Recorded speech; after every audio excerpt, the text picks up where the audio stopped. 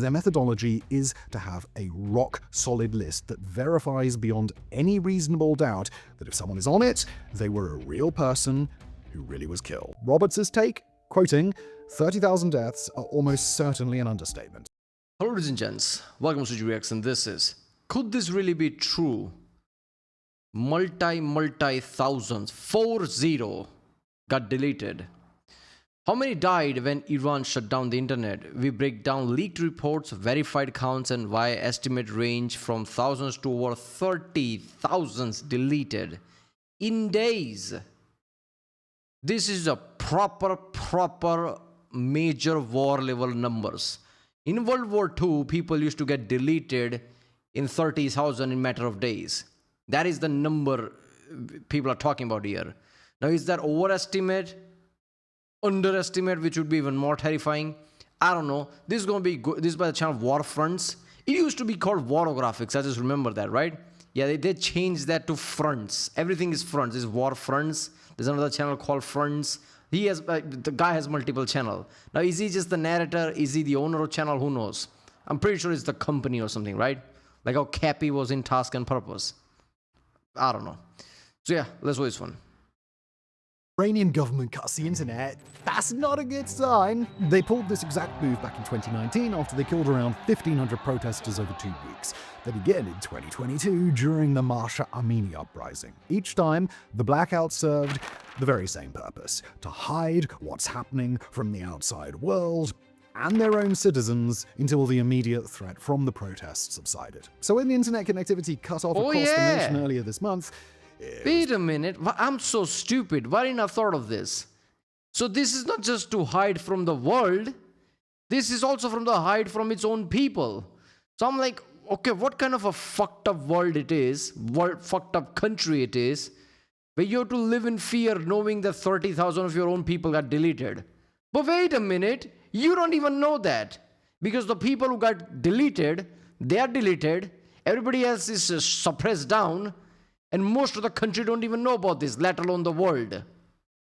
Otherwise, I'm like, what the fuck? How can a country sit down and not just go completely apeshit, whatever happens level scenario, when you learn that 30,000 of your own people got deleted? It's because they don't know it. Internet shutdown means none of them knows anything. It's pretty clear what was coming, especially given it happened after weeks of the largest sustained protests since the 1979 revolution. But what happened next shocked even the most pessimistic Iran observers. You've probably seen the shaky videos that made it out despite the crackdown. Images of uniformed men striding down the street, firing again and again, of snipers on rooftops, blurry images of bodies piled in corridors. While the ongoing blackout makes getting reliable information tricky, enough is leaked out to give us a clearer sense of the horrors unleashed across January the 8th and 9th. Horrors that may have culminated in one of the largest mass killings in recent history. If a recent report in Time is to be believed, 30,000 may have died. And it's our task today to try and figure out if that's an overcount or a glimpse into the deadliest crackdown in modern history, the blackout. Now, before we start discussing the potential death toll from Iran's protests, we need to make one thing clear. Getting even a rough estimate of the body counts is vastly more difficult than in other contexts, such as the Ukraine war, where information is able to flow freely in and out of the country. The regime in Tehran has learned over the years that controlling information about atrocities... Saw that video from Cappy. If you didn't check the reaction, check out the link in the description. But knowing that it's literally shooting. Imagine World War II or World War I in Eastern or Western Front. Somebody's with a camera shooting every single moment and showing people sitting in home in computer in front of TV. That's the shit happening in Ukraine, Russia right now. I didn't know that was a thing. We can literally witness a war happening in front of our eyes. There's not some vague photo or some screenshot or some snap. No physical drone footage. While people sitting in home watching. That's insane. Might be even more important to their survival than the actual massacres themselves. Hence the massive investment in infrastructure designed to facilitate a complete communications shutdown.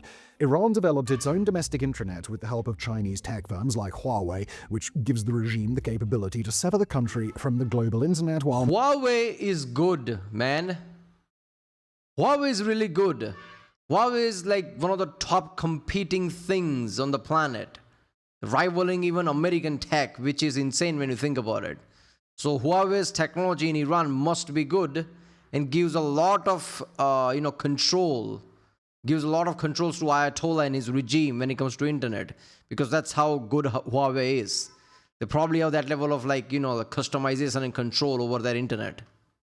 Maintaining internal communications for government use. The regime deployed partial versions during the 2019 and 2022 protests, blackouts that proved relatively easy to bypass. Fast forward to early 2026 when protests were spiraling out of control. On January the 8th, 2026, the regime flipped their version of the kill switch, and within hours, total connectivity throughout the country collapsed to just 2% of normal levels. This blackout was far more expansive than just home Wi-Fi networks. It extended to disabling phone lines and SMS services in protest strongholds. As such, it has been near impossible to say what is going on in the country with anything like accuracy, something that will be reflected as we discuss different potential death tolls in today's video. With information so limited, different rights groups and monitors face tough decisions about how best to calculate a likely total of those killed. The only thing we can say with absolute conviction is that the regime's crackdown was brutal in the extreme. According to New York Times reporting, citing two Iranian officials briefed on the directive, Iranian Supreme Leader Ali Khamenei ordered the Supreme National Security Council to crush the protests, quote, by any means necessary. Security forces were told to shoot and kill, leading to instances of soldiers opening fire on crowds with live ammunition. In some cities, heavy weaponry even seems to have been deployed, with eyewitnesses encouraging. Yeah, it's imagine that military-grade weapons shooting in front of unarmed civilians. Now in America, you can buy M16, not M16, what is it called, AR-15 and shit like that. Well, the military version is M16. A lot of military weapons you can't really buy, even in America, which is guns are legal. So military-grade weapons are different thing. Now we don't know, is it AK-47, which I guess you can understand it, or is it some more advanced weapon that some special people, like special groups might have in Iran. Imagine that shit, like high caliber modern weapons being open fired in front of protesters. That's insane. Courage describing security forces using anti-aircraft machine guns to mow down protesters. The killing was largely, but not entirely, in Courage describing security forces using anti-aircraft machine guns. Anti-aircraft implies anything above 50 cal. 50 cal is an anti-aircraft in a way, or 20 millimeters, or 30 millimeters. First of all, I don't believe it can be 20 or 30 millimeter, because that's just not overkill, that's stupidity. That would be like Fallout video game level scenario where like body parts just fly off and explodes. 20 and 30 caliber is that insane. 50 cal machine gun is still insane. Did they really use a 50 cal machine gun on humans? To mow down protesters. The killing was largely, but not entirely, concentrated into roughly 48 hours of peak violence, and by the time that it was over, the protests had mostly been crushed. Analysts tracking the situation recorded 156 protests across 27 provinces on January the 8th. Just 4 days later, that number had dropped to just 7. Now, while war fronts can't independently verify that there weren't any protests anywhere in the country, the impact was clearly transformative. For days after the shooting, regime forces worked round the clock to keep that level of fear running through the country. Witnesses described Basij militia on motorbikes patrolling neighborhoods in the aftermath, shouting, "Don't come out, we'll shoot you." At the same time, though, the government was working to ensure that news of this massacre didn't reach the wider world. When Starlink waived subscription fees for users in Iran, for example, the authorities deployed large-scale GPS jamming to block out the majority of satellite connections, while also sending security forces to carry out door-to-door raids using drones and radio frequency scanners to locate. But hold up, the US always had a Hubble-type telescope that points down. It was before Hubble. They were the pioneers. American Air Force, which Space Force was part of it, which launched satellites, had the first Hubble, which was not the Hubble, but it was pointing down. And then NASA took that and made it into a Hubble. Took that technology and made another Hubble. So I'm pretty sure America already has technology to kind of see what's happening on the ground just from satellite alone. And they probably have like much better technology. I'm talking about this like 50 years ago or something. right? So I'm pretty sure American CIA and like people without any Starlinks can still look down if they really wanted to look down and see what is Iran doing, right? They must have visuals. I mean, obviously they're not going to give it out to people. Like this is military intelligence and military classified things for them, but still. Okay, dishes. For those outside the country trying to figure out what had happened, this presented a major problem. One that's the exact opposite of the battlefields in Ukraine, where too much information flooding out can make sorting the truth from the propaganda difficult. Yet for all their heavy-handed tactics, the Iranian regime couldn't completely cut off the country. Little by little, witnesses like doctors and medical teams, as well as extremely brave activists, managed to get videos and images out of the world. And it's thanks to their work that we're now able to at least try and evaluate a possible death toll. And just before we get into the grim work of counting Iran's dead, a quick breather to tell you about our subscriber service. Yeah, people, go to original page link from there, support this channel or fronts.co. And now back to the true toll of Iran's bloody crackdown. The numbers. Since we have to start somewhere, we might as well begin with the lowest official account out there, that of the regime itself, with claims that 3,117 people died during the unrest, a figure announced on January the 21st as part of their final report into the incident. Now, this is likely a deliberate undercount, but even so, the number... You know how fucked up it is that you're the one who's deleting protests for whatever reason you're claiming, and you're the one who's giving a report. Yeah, by the way, we deleted 3,000 people. Is quite significant. And by the people, like, okay, but if you see from their point of view, not see from what they're saying, like these are insurgent or whatever. First of all, regardless of the reasoning, they didn't have weapons because Iran doesn't have gun laws. And these are your own civilians, not outsiders. So there can be no, like arguments like why we deleted 3,000 people. People are protesting, and rather than like arresting them or pushing them back, you just deleted 3,000 people. I know they're just gonna like, oh, by the way, accidentally they died or some shit like that. They're probably gonna say that. It exceeds the total official toll given for the 2019 and 2022 crackdowns combined. By the government's own admission, this is already the deadliest episode in the Islamic Republic's 47-year history. Interestingly, their statements haven't been able to maintain internal consistency with each other, which offers some interesting insights all their own. Sources close to the Supreme National Security Council, the Presidential Office, and the IRGC, for example, told anti-regime media the protester death count was at least 12,000. That is 4 times higher than the figure given in the so-called final report. Nor does the breakdown of totals in the report make much sense. 2,427 innocent civilians and security personnel killed versus just 690 protesters. That would imply that people armed with sticks and stones were able to kill men armed with military-grade weapons, maybe even anti-aircraft guns, on a vast scale.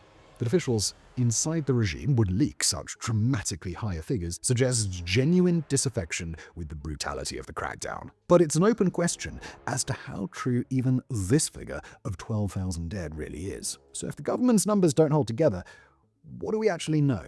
Well, we'll level with you. The other reports range all over the place, depending on how they're measured and who you ask. At the more conservative level, there are organizations like the Human Rights Activists News Agency, or HRANA. After nearly being destroyed back in 2010 because of a government mass arrest of their members, they completely rebuilt themselves and today have the largest volunteer network inside Iran of any human rights group. They are the gold standard. But they're also extremely thorough in terms of building a verification standard requiring 2 separate independent sources to record a death. Family confirmation plus hospital records are the most common too, but it can also include photographs of graves or multiple eyewitness accounts. If an alleged killing doesn't meet this threshold, it's not counted. As of their last update, prior to recording on January the 27th, the verified total stood at 6,221, broken down into 5,858 protesters, 214 security personnel, 49 bystanders, and 100 children. They also have an additional... Children? Yeah, I mean, there was a report of, like, I'm pretty sure I heard it from Warfronts. A kid went out there saying, like, yeah, Trump and America's coming to save us, I'm gonna go for protests, and teenager, basically a kid, got deleted. So there must be a case. So children implying, wait a minute, children? Can you count teenagers in children? Like they're kids, so you can say kids, but children implying that they're like under 10 years, right? I don't know. Is this just me? Children implies that they're really young. How they got, like, I don't know, it's just fucked up. Alright, so 6,000 is like confirmed from there, which means that is true. The way Warfronts just, the way he just said, like how they go through family members and like really confirm things, which means 6,159 is at least confirmed. That is happened. But they're still investigating 17,000 more if they're real or not. So at least 6,000 is the case right now. When Iran is saying 3,000, but 17,000, so it could be like 9,000 or something, right? 10,000. So it might not be 30,000, but it's definitely not 3,000. It's probably something like 10 or something, 10, 12. Personnel, 49 bystanders, and 100 children. They also have an additional list of 17,091 deaths categorized as under investigation. Cases are reported through their networks that don't yet meet their verification threshold. When you combine confirmed deaths with those under investigation, you get approximately 23,000. Now, it's unlikely that every single one of those 17,091 pending cases will make it to their list. But again, their methodology is to have a rock-solid list that verifies beyond any reasonable doubt that if someone is on it, they were a real person who really was killed. That has a problem to it. That's very scientific. I like that. But you might not have evidence all the time. You really need to be, like certain level, like this is good enough. While they're going to be very pedantic about the process. You might not have, some guy might be alone with no family member. The guy probably got deleted and like government probably took the body for mass, whatever we call like burning or something, right? Like in war times or in mass deletion times, governments do that all the time. You'll never confirm that. You might just hear about from some other person, but they're like, oh, where's the family? Oh, he had no family member. Where's the body? Oh, by the way, government probably burned it. Yeah, so we can't count this guy, even though the guy probably died. It's basically that scientific analogy, right? How do you know if a bear is in the cave? Oh, you put white powder there, you wait for a hibernation season, and if there's no paw print comes out, there is probably no bear inside, because there is no other way to confirm that without going inside. And you're not going inside, you're gonna die, basically. But that is scientifically enough to confirm that there is no bear inside. So that, you can't be pedantic all the time. You need to have enough data to deduce, like, yeah, probably this happened.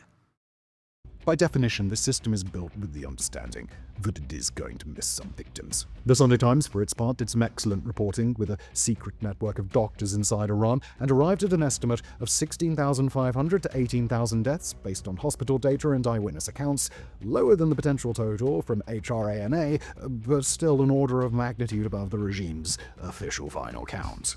And then there's the Time magazine report that we opened today's episode with, put together through on-the-ground sources led by two senior health ministry officials who spoke directly to Times reporters. The story described internal government counts that surpassed 30,000 dead for January 8th and 9th alone.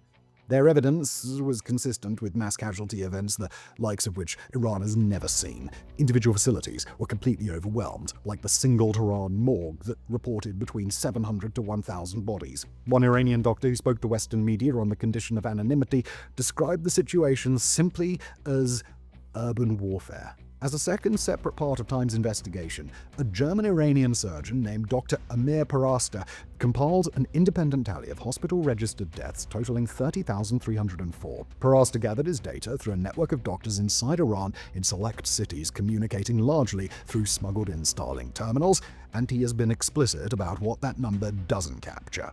It includes only deaths registered at civilian hospitals, which means it necessarily excludes military medical facilities, bodies taken directly to morgues without hospital processing, and Again, like with the mass gathering and mass sites where you burn in mass, that's probably happened because 30,000 is a big fucking number. The hospitals would be overwhelmed. Yeah, so some process can be pedantic, so it's the low ball number. Imagine it's always going to be higher than that.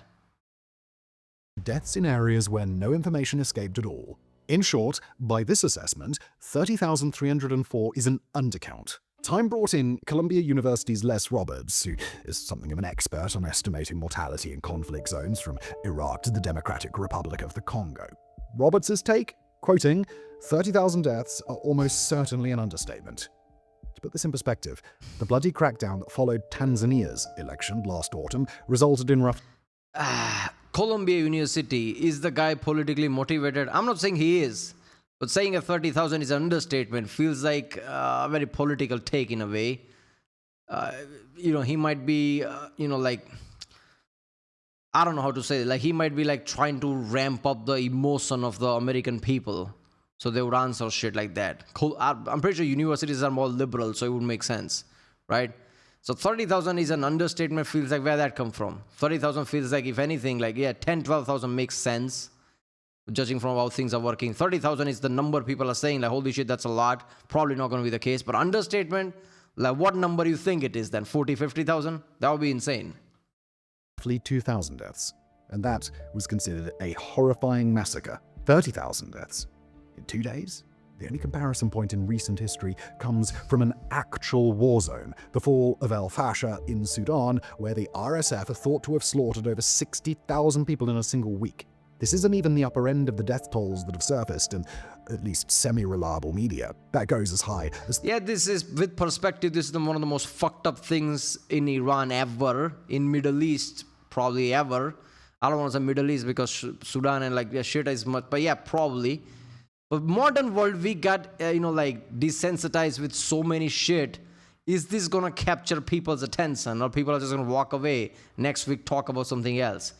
That's how fucked up the world has gotten. This kind of a holy shit thing is no longer applies. Oh, Ukraine, 1 million, 2 million died. Oh, did they? Oh, that's good. Oh, look at the cat. Oh, Iran deleted 30,000 people in just 2 days. This is insane. Oh, really? Oh, look at another cat.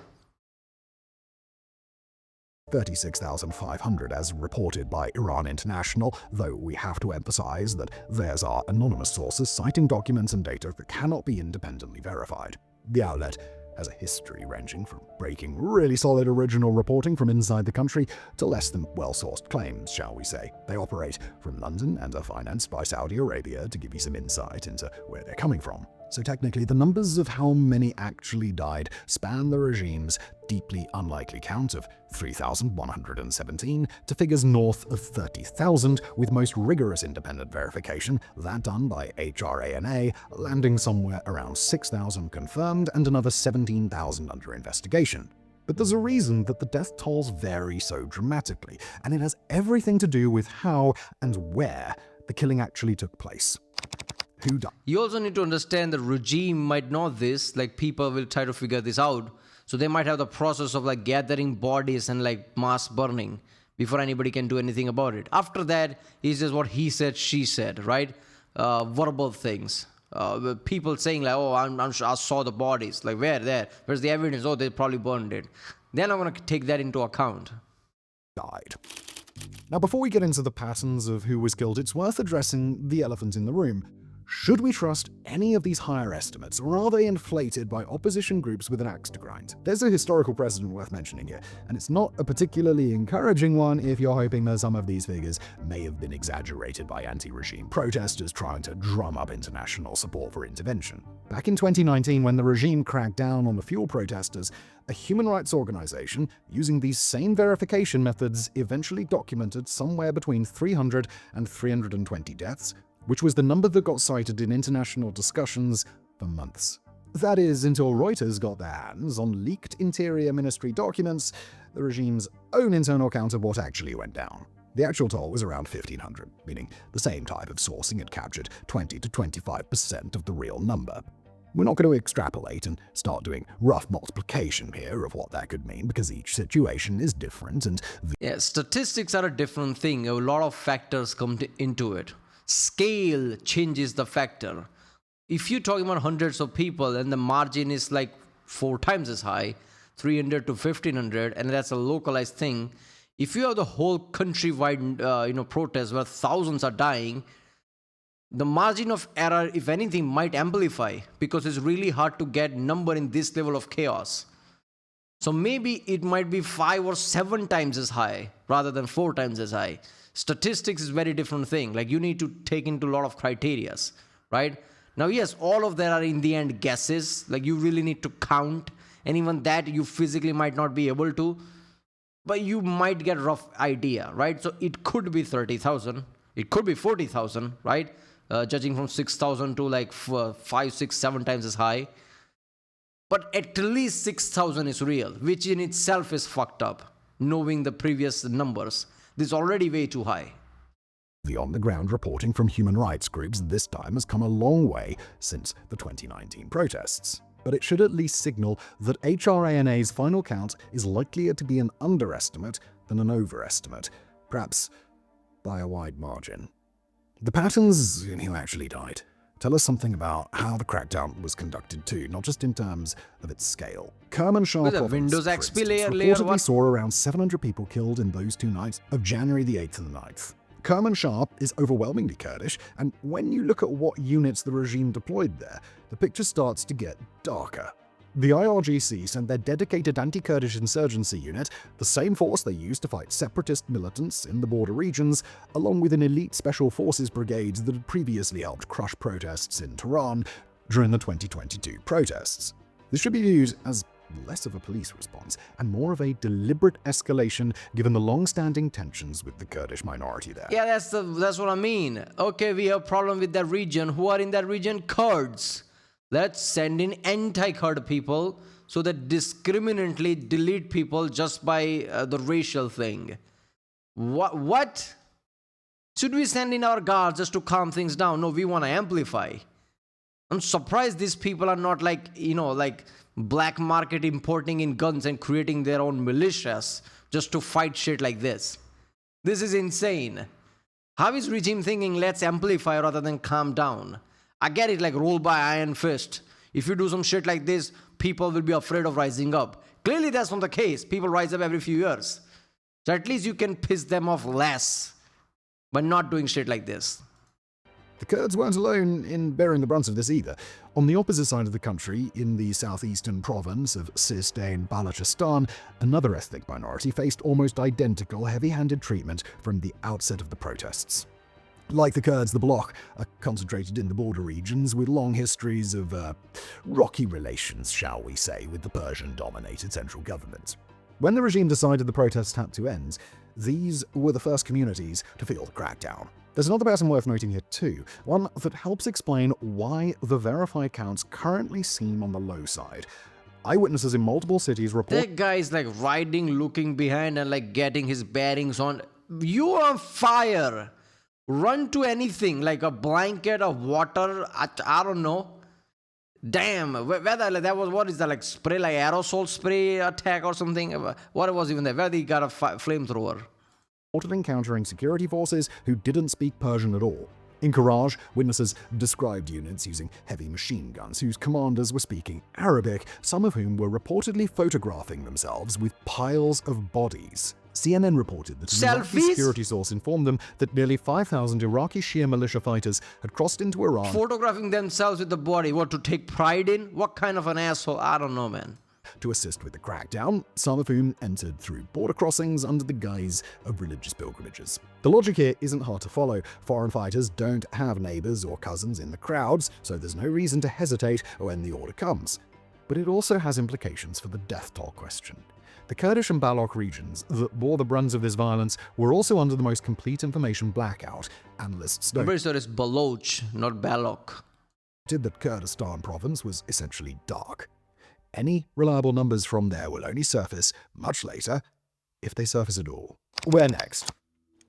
So where's this leave us? Yeah, but what if America attacks now and some kind of a back and forth war happens?